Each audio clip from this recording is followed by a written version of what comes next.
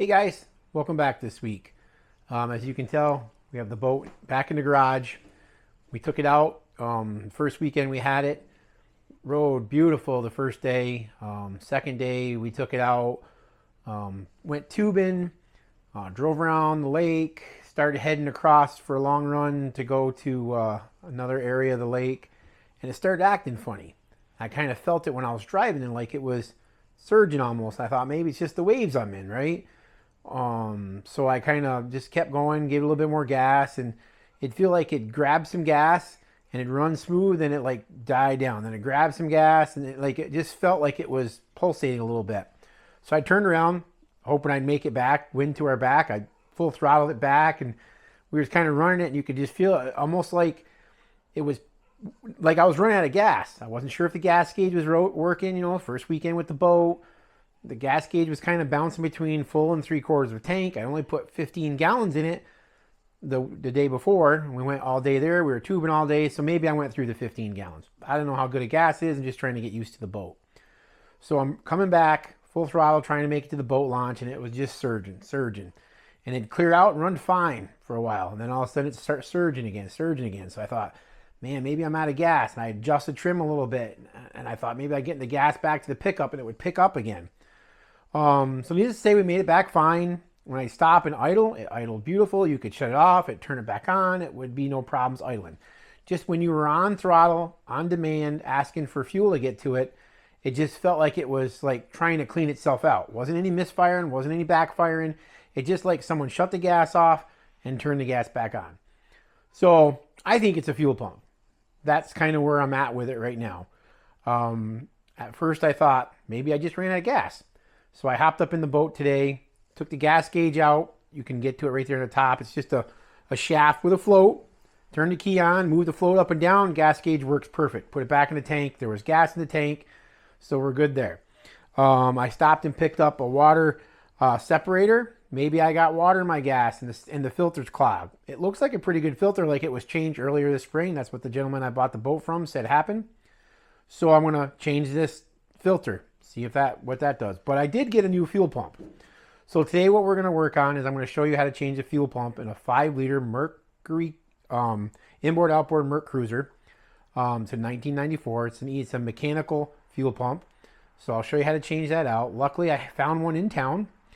And I'd like to talk about customer service. I used to be an old retail manager, so I really like to talk about that. And this guy went to this Napa place to look for this part. And I walk in this part. It's a Napa place in an area where there's a lot of marine boats. And I walk in and I said, hey, you wouldn't happen to have a fuel pump for a MerCruiser 5-liter mechanical one? And the guy, said, well, he said, you Mercury or MerCruiser? I said, MerCruiser. And so he walked around back. I'm thinking, well, he's not looking up on the computer or nothing. Comes around the corner. Hey, all I got is this. Was the exact fuel pump I needed. So it was a really nice guy, really friendly. To have the knowledge just to go back there and grab what he needed, made me know that he knew what he was talking about and he had some knowledge of what he was doing. So I got the fuel pump. Let's get in the boat, show you where it's at, and let's get it switched out. I don't think this will take very long, probably a half hour at most, to get it in and out. It should be an easy switch. Get the gas lines off and all that kind of stuff, and we'll also change out the filter. So bear with me. Let's go. Okay, so here we are inside the boat compartment. Right here is the water separator filter. It's like an oil filter. Should be really easy to change. We'll just unloosen that with an oil filter wrench, put the new one on it, close that back up. And then I'll zoom in here to the fuel filter, or the fuel pump, I'm sorry. Here are the two lines. There's an in and out line here. Right here is the pump itself. And there's 2 bolts that are up here that will take apart. Take off and pull off, and then the gaskets are there. So it should be pretty simple procedure. This is what the new one looks like right here. You can see the mechanical part of it there in the 2 bolts, so it should be a pretty simple process to change. There's an in and out where the gas lines are there. There is a little vapor line that runs back up to the carburetor that goes on there. So that should bolt on there just like that and replace that one that's behind there. So shouldn't be too hard to get it going. Here's the gaskets that came with the kit. So we're good to go to put them on. So let's get this started.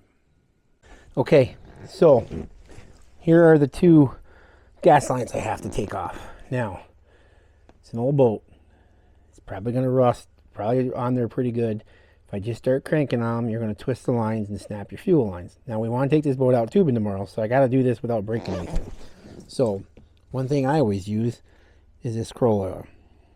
This thing works really good at taking stuff off. So, I'm going to spray a little bit on the lines. Pardon my arm here as it gets in the way.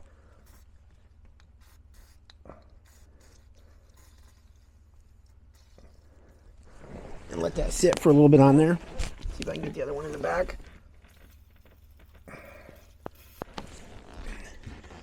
Let that sit for a couple seconds as that works, and then we'll be back. Okay, I got my two different size wrenches, and it broke it free really nice. So just unscrew that. We'll probably get some gas come out of it. But before it was twisting the gas line with that Kroll oil, that'll just take it right out of there. That stuff creeps and it just works really good. Good buddy of mine got me hooked on it.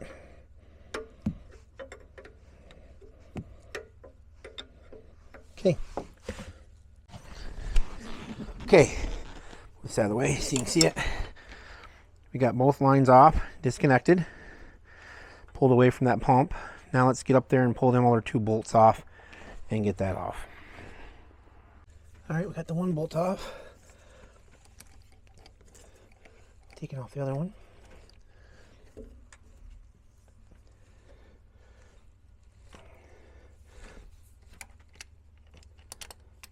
We don't want to drop the bolt with the washer because it'll be in the bottom of the boat motor.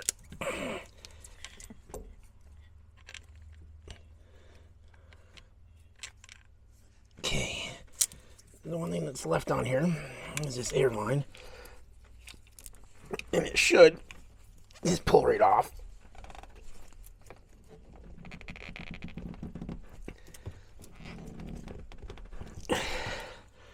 Should pull right off.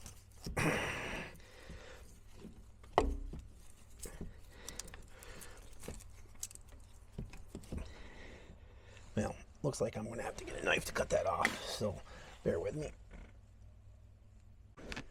Okay, here's the old one out. And just cut that line off. I'll have to fix that too, but there's an in and out. So we're going to pull these off, and I'm going to get some, pull the in and out this flange here, and we're going to put some dope on it so that we don't have any leaks. So bear with me as I go get that done, and I'll be right back. We'll get those put into the new one and just reassemble it. This was really easy. Didn't take me very long to do it all. Take this one out, so we should be good to go on the new one. Okay, so here's the pump, and on this side it's got the in and the out. So I'm going to take these little caps off. What I like to use is this thread sealant. We'll put that on the threads of the little fittings rather than use Teflon tape. Works pretty good, and we'll just screw those into those like that.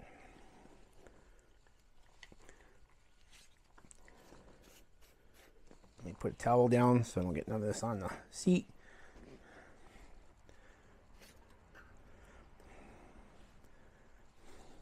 Stupid fly.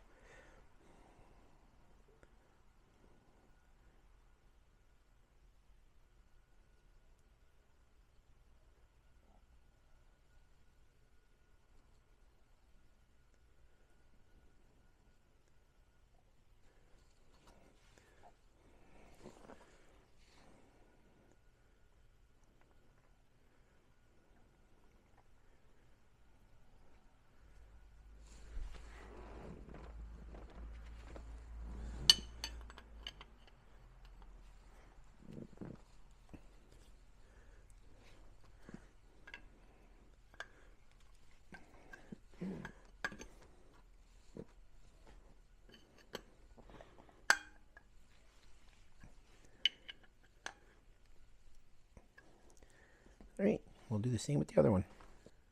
Okay, they're all on, ready to go. Let's get the gasket for this side. Let's put the 2 bolts back in. Let's hook this back in. Okay, so we got the new fuel pump in. Now, I didn't get to film it because it was really hard to see in there with the camera. It wasn't good lighting. But there's a rod behind that fuel pump that slides up and down and hits the pump. That's how it works with the cam. So what I do is when I change these, you can just grab a pair of needle nose pliers and it pushes right up in there as long as the cam's in the right position. So I bumped the motor a couple times till I got the cam so it was at this furthest distance so that the rod will go all the way up in there. Then what I do is I take a grease gun and I shove grease, or I pat grease around the top of it and slide up in there, and that grease will hold that rod in there, so you can get the fuel pump in there underneath the rod and get the bolt started and get it threaded in there. That's probably the most difficult part of changing the fuel pump, is to work with that rod. You know, there's other guys have little tricks, but I found that grease works the best. Just pack the grease around where it comes up, slides up and down in there. Get your needle nose pliers, push it up in there. It needs to be oiled anyways, and grease, not going to hurt nothing grease. So I put some up in there, and it should be good to go. So we got that in there. Now let's hook up the fuel lines, and then the next thing we're going to do is change the water separator. So the fuel lines are just going to be reverse of what we did taking them off. All right. Okay, gas lines are on. Both of them are on. New water separator here is on. So I have to get the yellow hose, the vacuum, which comes up to the carb. This little hose here is so brittle, and I'm just going to replace it. I mean, look at it. It's just yellow, brittle. So I'll replace that. I'll have to grab that tomorrow, because that goes up to the carb. So we'll get that done. The water separator's changed. Fuel pump's on. Like I said, the trick is to put some grease in that rod, hold it up in there so you can get that on there. It's a little fight to do it. Probably the hardest part I had was getting that bottom gas line on the intake. Just couldn't get the line up, but I did a little persuasion, had to bend it a little bit because the other one was on a different angle, the other fuel pump, than this angle was. So you had to bend the fuel line just enough to get it in there. So it's good to go. We get that on there, and then it's kind of late tonight, so I'll have to start again tomorrow so I can put the earmuffs on, start the motor, see how it runs, because it'll take some time to prime the gas up into to fill this filter up. I put some gas in it, so we should be good there. And see how it goes tomorrow. They want to go tubing, so. And I have one more thing I'd like to do, is I'd like to put a new float bilge pump in it, because the other bilge pump looked like it quit working. So I do want to get that done before we take it out. So a couple things. All right, see you tomorrow. Okay guys, back here the next day. Did get a new fuel line, or a vent line to go from the carburetor to the fuel pump. So that's all taken care of. Fuel pump is on. So we went for a ride yesterday with the boat, took it out, went tubing, ran good. Then all of a sudden it started misfiring pretty bad again. So we know it's not the fuel line, we know it's not that. So when I bought the boat, the gentleman said, yeah, we had a tune-up done on it, put new plugs in it, and a new distributor cap. Well, there's a distributor. Plug wires look like they need to be new. I'm going to pull a plug to see what they look like. But over here, if I can get a good shot of it, here's the coil. Well, I come over here to pull the coil off, full of oil. You can see that or not, right, full of oil. So that coil shot. So I'm going to go buy a new coil for it, and I think that's a problem. Coils, when they heat up after a while, won't fire good when they get really hot. So after run about an hour, and then it started messing up. So that's exactly probably what it was. So I'll do that, get some new plugs, some new wires. The distributor cap's looking like it was a new one this season. It's in really good shape. So we'll definitely do the plugs, the wires, and the coil. So I'll go get that, and we'll show you how to change all that stuff. Okay, so to take that coil off, this gold bolt right here, just gonna loosen that up, and that should take the coil right out of there. See if I can get a good shot of this. Trying to do this with one hand.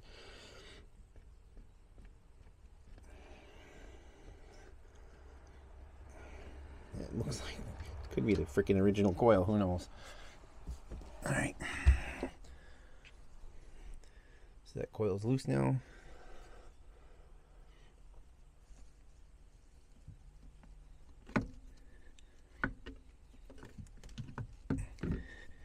We'll take those nuts off of that and disconnect those wires and make sure we keep them so they're on the right side. But yeah, that's straight full of oil inside there, so we'll take that down there and see what we can do. All right. Okay, so I got the new coil, and we're gonna get ready to put it on. Remember, purple was positive, white was negative. I put it in the little bracket here already, so it's gonna just mount right back on there the way it came off. And then we'll start going on the plug wires. Okay, so the next thing we're going to do is we got the coil right here. If you can barely see it in the shots right there. Now we're going to change the plug wires. And as we do the plug wires, we're going to do a plug. So we're going to take one wire off at a time, go down to where that plug is, change it, rerun that wire up. We don't want to take all the wires off because then you could screw up your firing order and you're not, knowing which each wire goes to. So we know we've got the coil changed. So we'll pull the coil plug here. Get rid of that one. Open up my box and I'll grab the coil wire out of here.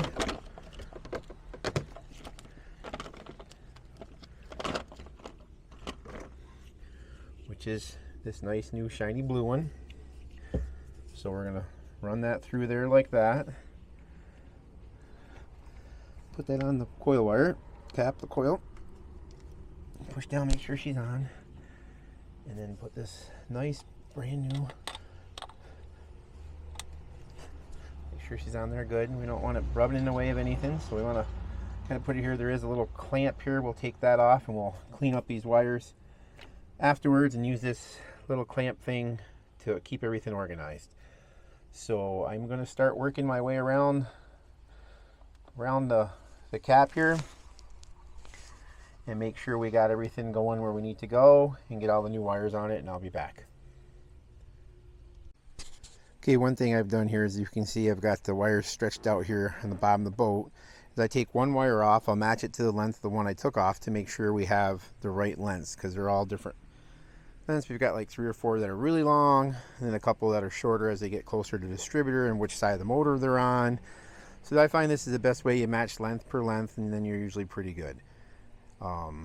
So we'll get started on pulling the first plug out of the front on the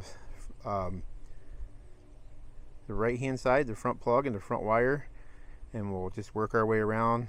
I got a spark plug wrench, just pull them out, make sure they're gapped right.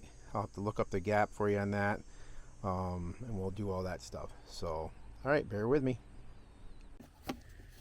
Okay, so after a little investigation, I pulled the plug out, and I don't know if you can see that plug, but it looks almost brand new, like they just replaced them this spring.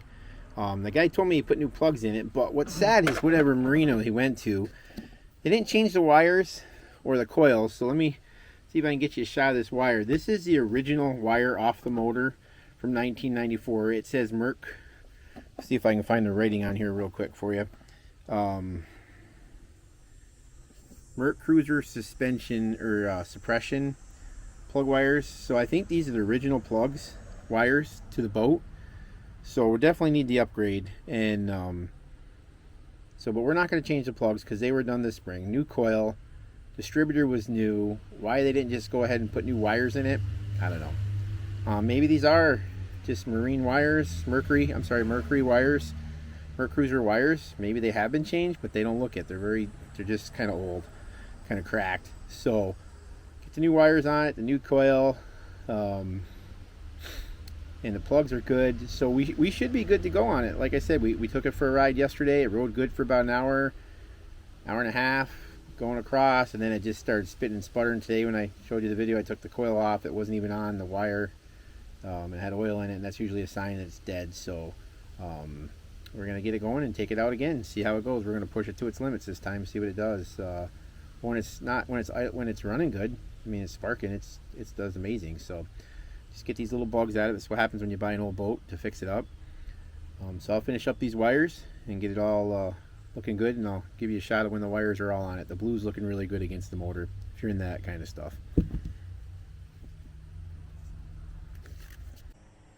Okay, so everything's put back together. Take a quick snap of the cover over top. You can see how the blue wire is coming out of there. They come down around here, all new plug wires, the new coils in there. So we should be good to go. I'm going to play with the trim tabs a little bit, and then we should be good. So that's it for this week. You guys, please like, comment, and subscribe. I'd appreciate it. Thanks. Okay, so we've got this little piece that's on the bottom of my shifter. And you can see right here is where the trim part, the button goes, and the button wouldn't work, but look, it's broken right there. And also there is a little crack up here on the top. So I have this kit, and I'm going to try it. I've used it before and it works pretty good. It's this plastic welding gun kit, and I'm going to show you how it works. And I should be able to fix it, because you can see the guy who had it before tried, if you can get a good picture or not, tried to glue it with crazy glue, but it's not going to hold. No matter what they do, it's not going to hold, that crack. So this plastic welding kit I really like. I've used it to fix quite a few pieces of plastic, and I'll show you how it works, and we'll go from there. Okay, so let me see if I can show this with the camera in my one hand. So they have these little end pieces right here that go on it, and they're like a little squiggly thing, and you put them right in here on the tips of this. There's like 2 little holes, and you just kind of set them in there. You don't even have to make sure, you don't even have to go in there very hard. They don't need to go in very far. This is a little bit hard to do with one hand, but anyways, so you get them in there like that, and you plug it in, and then what it does is it melts. And I'm gonna have to do it and then come back and show you, because there's no way I can do it holding the camera and I don't have a tripod. So you're just gonna basically take this, and we're gonna burn it into this like this, and it's gonna melt into there and hold that steady, and that will never break. And then you trim off the tabs. So let me show you here in just a minute. Okay, so if you can see that, if I can get that to focus on that, basically what it did was it melted in there. Let's see how it's melted in there, and it fixed it. It fixed it so it won't pull apart now. And all we're gonna do is take a tin snip and snip those 2 prongs off, and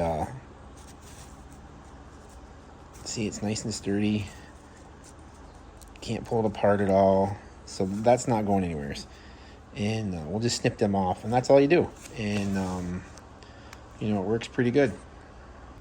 So there it is. I cut the tips off it, and that's what it looks like. And now it won't break. It's not pretty looking, doesn't look brand new, but saved me from buying a whole new piece. And now my trim switch will work. All right, let me fix the other crack, and I'll show you that. Okay, so there's the piece fixed. Like I said, it's not pretty, but it will work for what I need it for.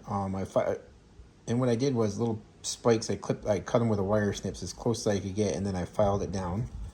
And there's the trim side. You can see where I filed them down. So that will be strong, better than new. Will work good. So let me go put this back on there, and should be good to go. All right, thanks for sticking around for the bonus footage.